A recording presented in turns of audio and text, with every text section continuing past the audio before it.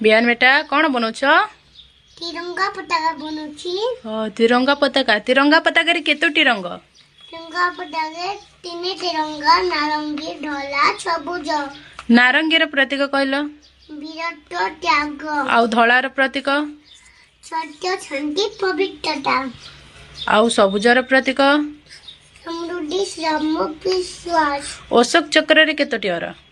24 टीर। कहल 24 टी अर कहल?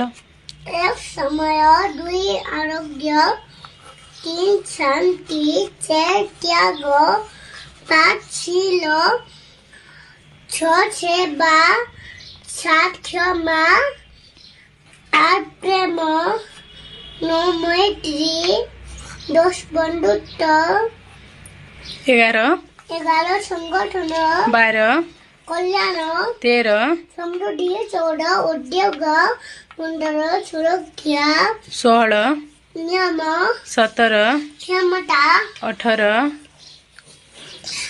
अर्थ 19 नीति 20 न्याय 21 सहकार्य 22 कर्तव्य 23 अधिकार 24 बुद्धिमत्ता। देखो हमें वाओ वेरी गुड बेटा बहुत बढ़िया है देखो देखो बहुत बढ़िया।